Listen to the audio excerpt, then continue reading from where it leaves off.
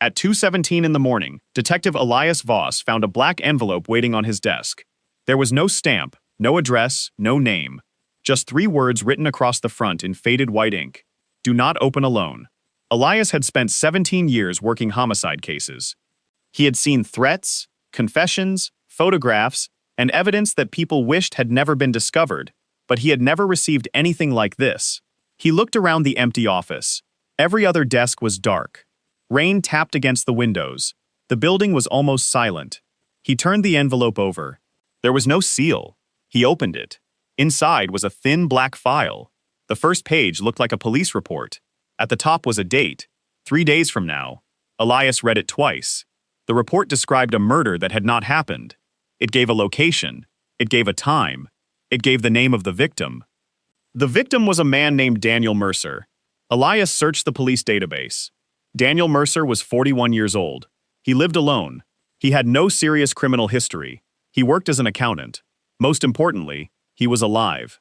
Elias turned the page. The report described what would happen to him. It described the street where he would be found. It described the weather. It even described the position of the body. Elias stopped reading. He looked at the date again. 3 days from now. He checked the case number printed at the top. It looked like a real police case number. But there was something strange about it. The number had not been assigned yet. Elias checked the system again. Nothing. No case. No investigation. No Daniel Mercer homicide. He turned to the final page. There was only one sentence. Do not warn him. Elias stared at the words for several seconds. Then his phone rang. It was his partner, Mara Hale. Elias answered. Mara asked why he was still at the station. Elias did not answer immediately. He looked at the black file. Then he said there was something she needed to see. 20 minutes later, Mara stood beside his desk. She read the report without speaking. Her first reaction was that it was a sick joke. Someone had found a way to create a convincing police document and wanted to frighten them. Elias agreed. But then Mara noticed something. The report contained Daniel Mercer's private routine. It said he bought coffee every morning at 7:42 from a small shop near his office. It said he left work at 6:18. It said he never used the main entrance to his apartment building after dark. None of those details were public. Mara looked at Elias. Someone knew Daniel Mercer very well. Elias closed the file. He told Mara they would find Mercer before sunrise. They would watch him. They would learn who was following him, and if the file was a fake, they would find the person responsible. But before they left, Elias noticed something he had missed. In the corner of the final page was a tiny handwritten mark, a black circle surrounding the number 1. Elias did not know what it meant. He would later understand that it was the most important thing in the entire file, because the murder report was not the first file. It was only the first one they had found. By sunrise, Detective Elias Voss and Mara Hale were sitting across the street from Daniel Mercer's apartment. They had not told him about the file. The final instruction still bothered Elias. Do not warn him. If the document was real, warning Mercer could change everything. If it was fake, telling him could frighten an innocent man for no reason. At 7:31, Mercer left his building. He looked completely ordinary. Dark coat, black umbrella, small leather bag. He walked to the same coffee shop described in the file. At exactly 7:42, he ordered the same coffee mentioned in the report. Mara looked at Elias. Neither of them spoke. They watched Mercer sit by the window and read a newspaper. Nothing happened. 10 minutes passed, then 20. Elias began to wonder if the file had been designed to make them follow a completely innocent man. But the next detail appeared. At 8:16, Mercer received a phone call. He listened for several seconds. His expression changed. He left the coffee shop without finishing his drink. Elias followed from a distance. Mercer walked 3 blocks and entered an old office building. The building was nearly empty. Elias checked the file again. The address was not mentioned anywhere. That was strange. If the document was predicting a murder, why had it left out this part of Mercer's morning? Mara entered the building through another entrance.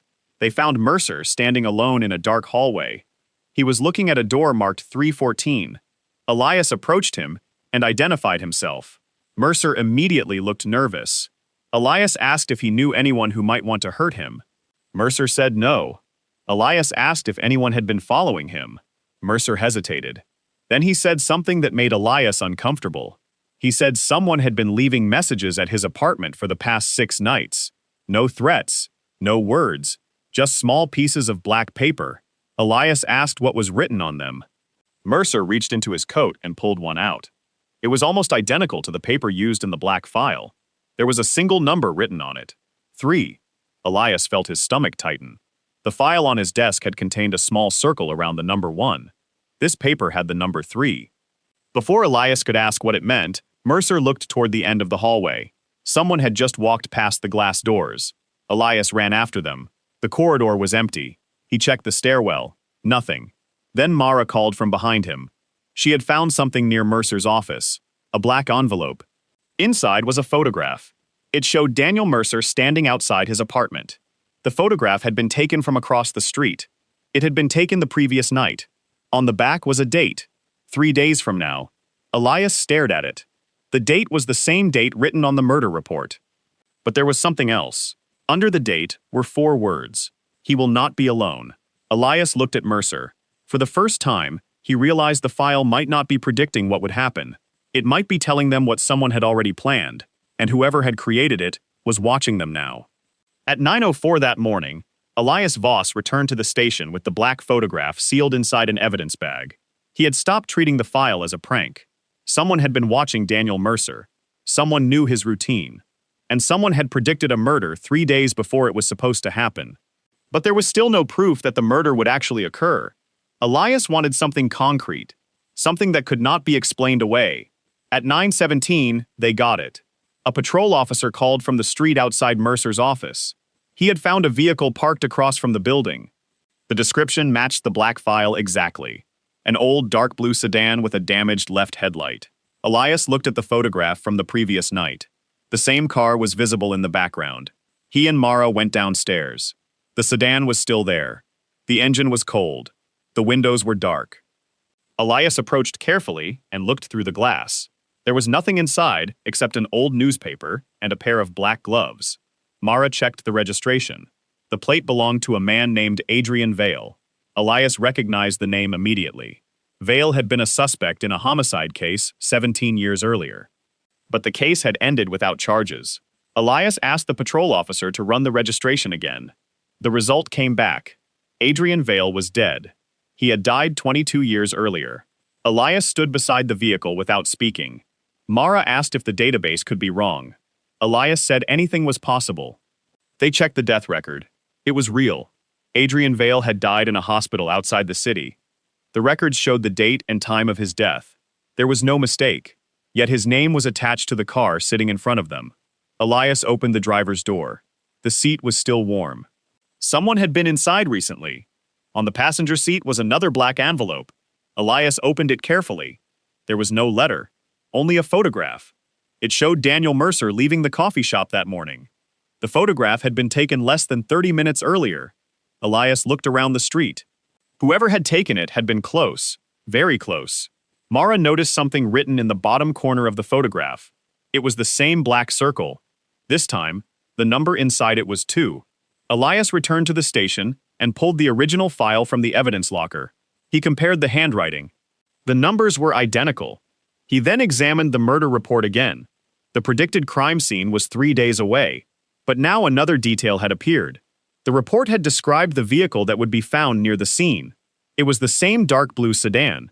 Elias felt the investigation changing. The file had predicted the vehicle had appeared, the registration belonged to a dead man, and someone had photographed Mercer that morning. There was still one question. Who was driving the car?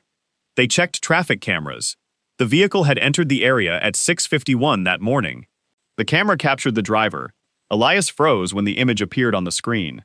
The face was unclear, but the clothing was visible. Dark coat, black gloves, no hat, no mask. Just enough detail to identify the person if they could get a better image. Mara enhanced the footage. The figure turned toward the camera for less than a second. Elias stared at the screen. He knew that face. It belonged to someone he had interviewed 17 years earlier. Someone connected to the old Adrian Vale investigation. Someone who was officially dead. Elias opened the black file again. At the bottom of the murder report was a line he had ignored before. It read, "Witness will arrive before the victim." And suddenly Elias understood why the file had told them not to warn Daniel Mercer. The person who created it did not want them to save the victim. They wanted them to watch. Elias Voss spent the next 3 hours searching through records connected to Adrian Vale. The name appeared everywhere. Old police reports, court documents, newspaper archives. But every record ended the same way. Adrian Vale had died 22 years earlier. There was no doubt about it. Yet someone had used his identity to register the car that had been following Daniel Mercer. Mara found something even stranger. The registration had been renewed only 6 months ago.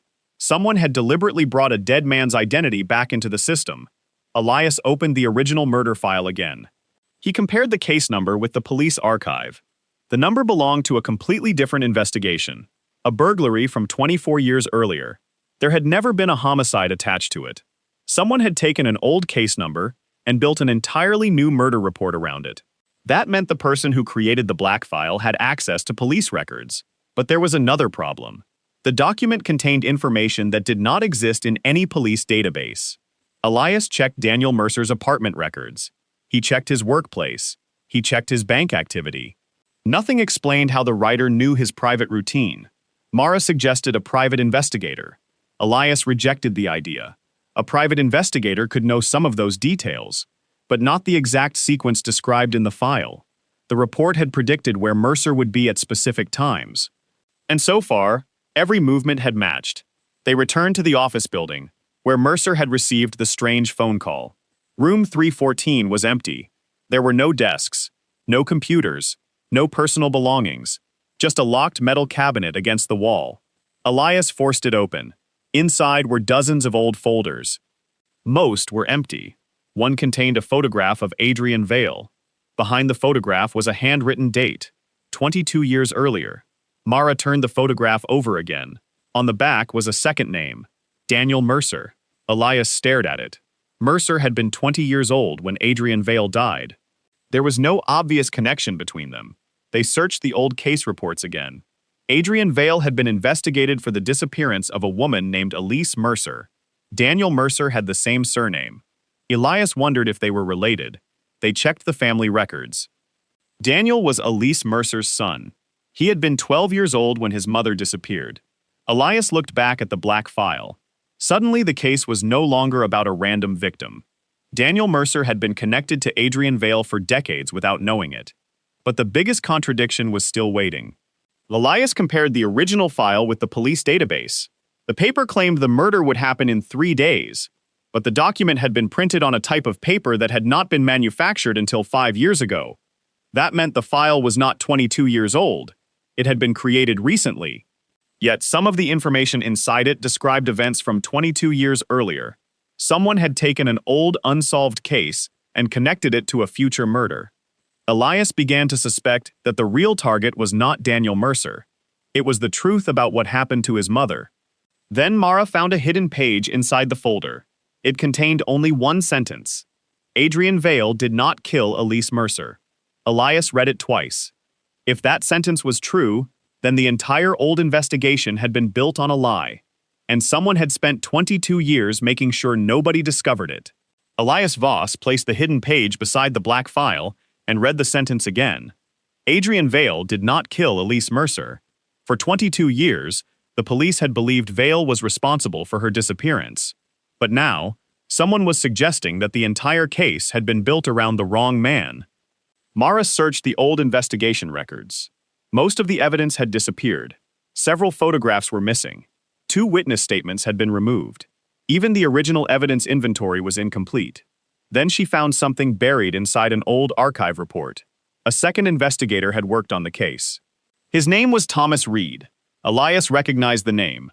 Reed had been a respected detective before disappearing 17 years ago. Officially, he had resigned and moved abroad, but there was no record of where he went.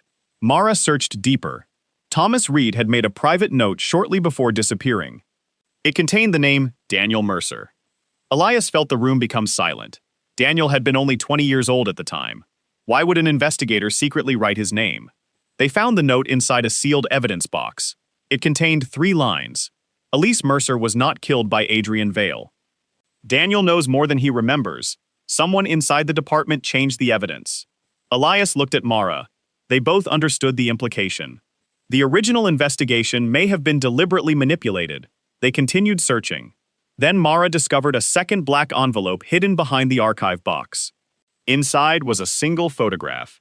It showed Thomas Reed standing outside the same records building where they had found the first file.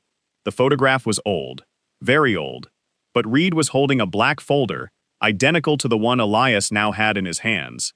On the back of the photograph was another number, 4. Elias compared it with the previous numbers. 1 had appeared on the original file, 3 had appeared on Mercer's paper, 2 had appeared on the photograph found in the car. Now 4 appeared on Reed's photograph.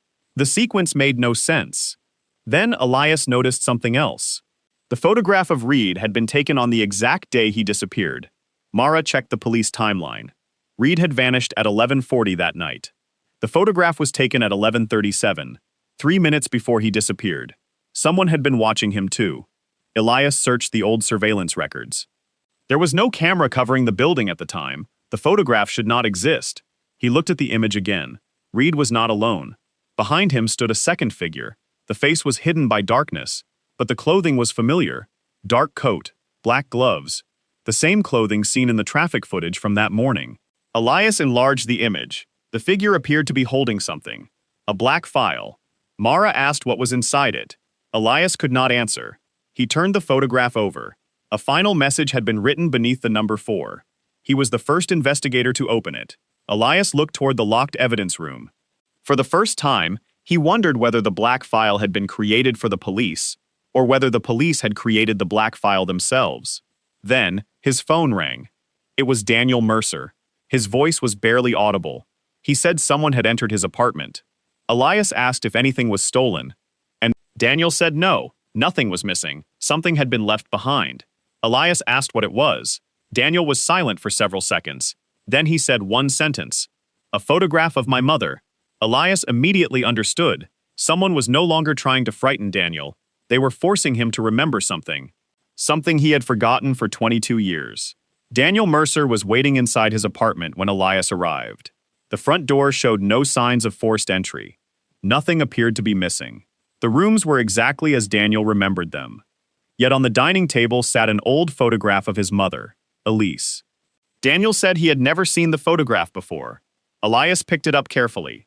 Elise was standing outside a building Daniel recognized immediately. The same records building where Elias and Mara had found the black file. On the back of the photograph was a date from 22 years earlier. Daniel stared at it for several seconds. Then he remembered something. He had been there that night. He had forgotten because his father had told him never to speak about it. Elias asked what he remembered. Daniel said he remembered seeing his mother arguing with a man. He could not remember the man's face. But he remembered one thing. The man was carrying a black folder. Elias asked if he remembered Adrian Vale.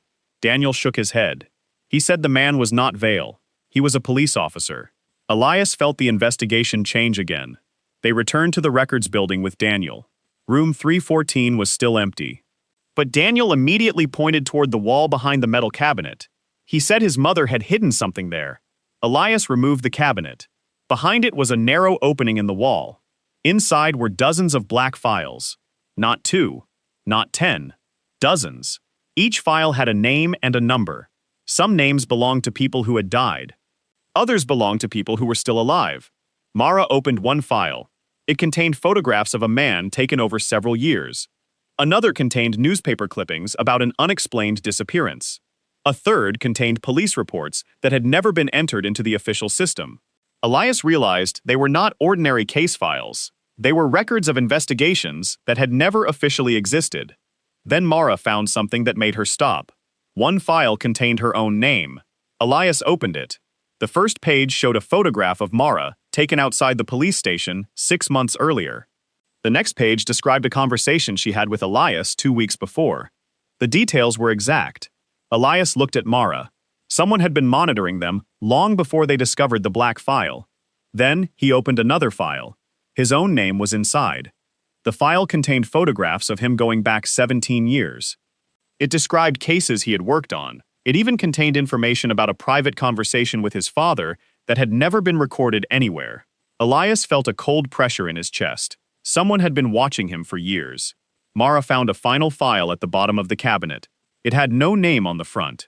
Only one number, 0. Inside was a photograph of the records room. In the photograph, dozens of black files covered the shelves. A handwritten note appeared beneath it. The files are not predictions. They are instructions. Elias read the sentence again. Then he opened the original murder report. For the first time, he noticed something hidden in the final paragraph. It did not say Daniel Mercer would be murdered. It said Daniel Mercer would be found dead at a specific location. There was a difference. Someone did not need to kill him there. Someone only needed his body to be discovered there. Elias looked at Daniel. Then he looked at Mara. They realized the black file was not predicting the future. It was describing a future that someone intended to create, and the people investigating the file were already part of the plan. Elias locked the records room before anyone else could enter. The discovery had changed everything. The black files were not predictions, they were instructions. But one question remained. Who was writing them? Elias placed every piece of evidence on the table. The old photograph of Elise Mercer, the photograph of Thomas Reed, the dark blue car registered to Adrian Vale, the files containing his own name and Mara's name, and the original murder report predicting Daniel Mercer's death. Mara noticed something connecting all of them. Every file contained the same black circle, but the numbers were not random. They formed a sequence. 1, 2, 3, 4. Then 0. Elias wondered what 0 meant. Daniel suddenly remembered another detail from the night his mother disappeared. He said there had been a second police officer with her. Not Adrian Vale, not Thomas Reed, someone else. Daniel remembered hearing his mother say one sentence. "You were never supposed to find the first file." Elias asked Daniel who she was talking to. Daniel said he did not know, but he remembered the officer wearing a silver watch. Elias immediately thought of Thomas Reed. Reed had worn a silver watch in every photograph they had found. Yet Reed had disappeared 17 years ago. They searched his old belongings. His watch was never recovered. Mara then discovered something buried in Reed's personnel file. 17 years earlier, Reed had requested access to a restricted archive called Black Room. His request had been denied. 3 days later, he disappeared. Elias asked why the department would have a restricted archive that nobody was allowed to access. Mara found the answer in an old internal memo. The Black Room had existed for only 6 months. Then it was officially closed. No reason was given. The archive was supposedly destroyed, but the files had survived. They had simply been moved. Elias realized the records building was not an abandoned storage facility. It had once been the Black Room. Someone had continued using it in secret. Then Daniel noticed something in the original murder report. The location of his predicted death was not random. It was the exact place where Elise Mercer had last been seen 22 years earlier. Elias understood the plan. The killer was not simply trying to murder Daniel. They were trying to recreate his mother's disappearance. They wanted the police to discover his body at the same location and accept the same explanation. A murder that looked like history repeating itself. But why? Mara opened the file containing her name. There was a final page she had not seen before.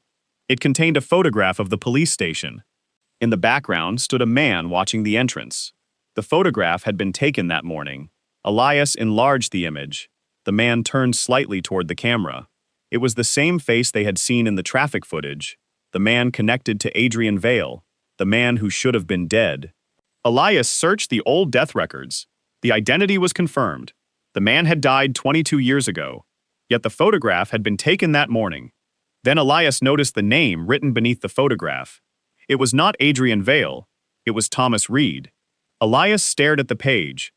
Thomas Reed was officially missing, but according to the black file, he had been watching them for 17 years. And if the file was telling the truth, Reed was not hiding from them. He was waiting for them to find the next page. Elias refused to accept that Thomas Reed was alive. The evidence was impossible. Reed had disappeared 17 years ago. No confirmed sighting had ever been recorded. Yet the photographs inside the black file suggested that someone had continued watching the investigation. Mara placed every photograph on the table. The same dark figure appeared again and again, sometimes in the background, sometimes reflected in glass, never close enough to identify, but always watching. Elias considered the first possibility. Someone had taken Reed's identity after his disappearance. The photographs could have been staged. The files could have been created by someone with access to old police records. That would explain the dead names and false registrations. But it did not explain how the files contained private conversations that had never been documented. The second possibility was more disturbing. Reed had survived and had spent 17 years operating from the shadows. He could have created the files. He could have manipulated old evidence. He could have arranged the dark blue car. He could have followed Daniel. But Elias could not explain why Reed would want Daniel dead, unless Daniel knew something about his mother's disappearance. The third possibility was the worst. Someone inside the police department had been controlling the investigation from the beginning. Someone with access to evidence, records, surveillance, and personnel files. Someone who could create a false case and make it look real. Elias reviewed the names inside the black files. Several belonged to former officers. All had been involved in cases that ended strangely. Some disappeared, some died unexpectedly. Others simply left the department. Mara noticed something. Every case had one common element. Someone had challenged the official explanation. Elias opened the file marked with the number 0. Inside was a single page. It contained a list of names. The first name was Adrian Vale. The second was Thomas Reed. The third was Elise Mercer. Then Daniel Mercer. Then Elias Voss. Then Mara Hale. Elias felt a chill. Their names were not simply being monitored. They were part of the same chain. Mara turned the page. The next line contained a date. The date was tomorrow. Elias checked the original murder report. The predicted murder was scheduled for the day after tomorrow.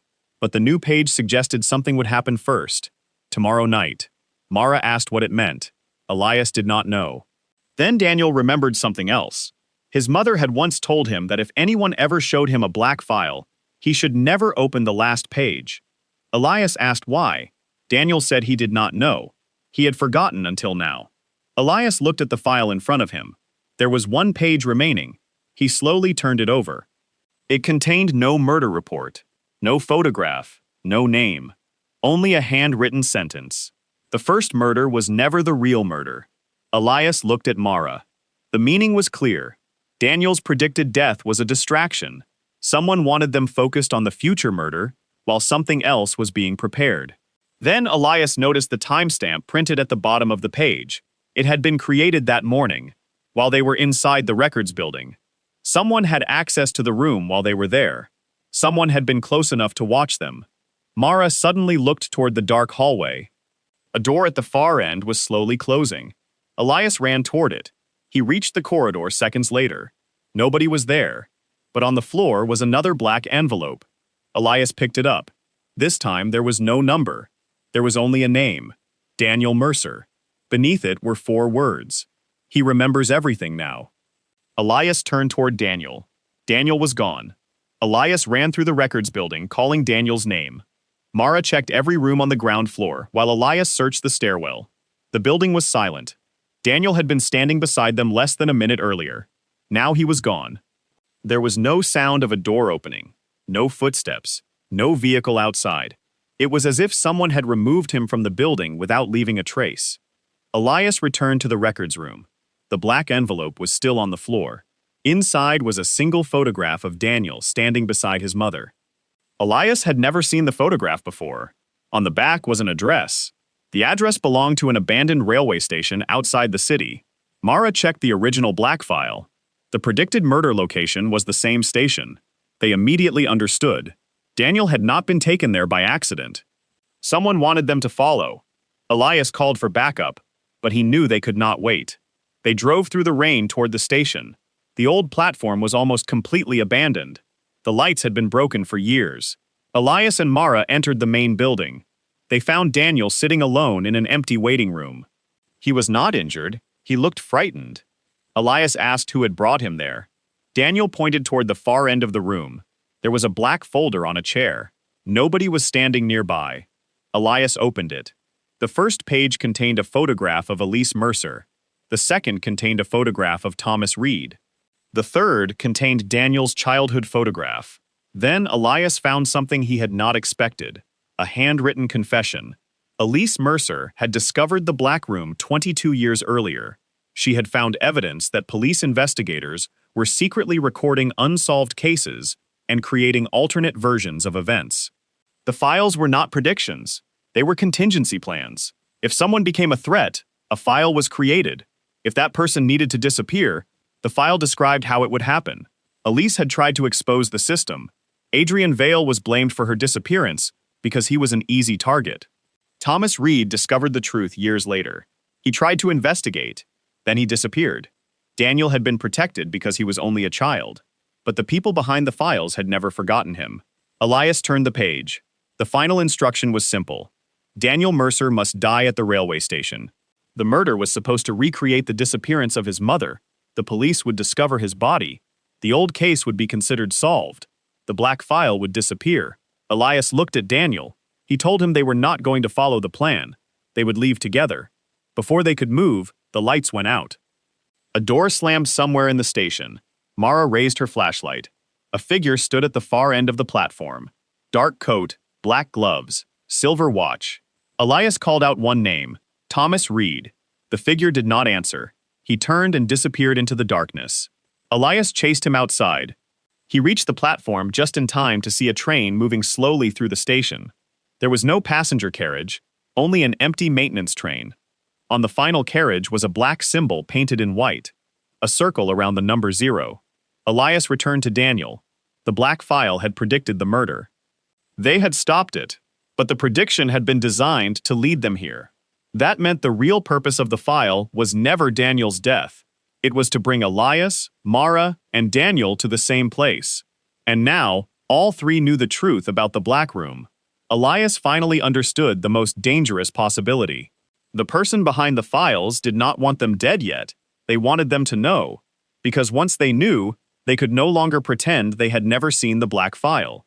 By midnight, the railway station was surrounded by police. Daniel Mercer was alive. The predicted murder had failed. But Elias Voss knew the case was nowhere near finished. The black file had brought them to the station for a reason. Inside the abandoned waiting room, Mara found one final black envelope beneath a broken wooden bench. There was no number on it, no date, no instructions, only one name written across the front. Thomas Reed. Elias opened it. Inside was a photograph taken 17 years earlier. Thomas Reed was standing inside the black room. Behind him were shelves filled with hundreds of black files. But Reed was not alone. Someone stood beside him. The face had been deliberately scratched from the photograph. Elias turned it over. A message was written on the back. Reed did not create the files. He tried to destroy them. Elias looked at Mara. Everything they believed about Reed had changed. He had not disappeared because he was responsible. He had disappeared because he discovered who was responsible. Then Daniel spoke. He remembered the man standing with his mother 22 years earlier. He remembered the silver watch, but he finally remembered the face. It was not Thomas Reed. It was someone else. Someone Daniel had seen many times as a child. Someone who had been inside his home. Someone his mother trusted. Daniel whispered the name. Elias froze. The name belonged to a senior police official who had been in charge of the original Elise Mercer investigation. The man had died 10 years earlier, but the black file contained a photograph of him, taken only 6 months ago. Elias checked the photograph again. The timestamp was genuine. The man was alive. Or someone was using his identity. Mara found another document beneath the photograph. It was the original list of Black Room investigators. At the bottom was a handwritten note. File 1 is complete. Begin File 2. Elias looked at the first black file. The tiny circle around the number 1 suddenly made sense. This had never been a single case. It was the first case in a sequence. Daniel had survived. The old conspiracy had been exposed. But the person behind the black files had escaped. Before they left the station, Elias noticed something inside the envelope. A small photograph. It showed the police station. It had been taken that night. Elias and Mara were visible through a second-floor window. Someone had been watching them while they investigated the station. On the back was one final sentence. You found the first file, now find the second. Elias looked at Mara. Neither of them spoke. Outside, the rain had stopped. The city was quiet, but somewhere in that city was another black file, another name, another case, another future that someone had already written down. Elias closed the envelope and placed it inside the evidence box. Then his phone rang. He answered. Nobody spoke. There was only the sound of paper turning. One page, then another, then a quiet voice. Detective Voss, you are looking in the wrong file. The call ended. Elias looked at the black envelope again. For the first time, he noticed a tiny mark beneath Thomas Reed's name, a circle, around the number 2. The black file had begun its second case.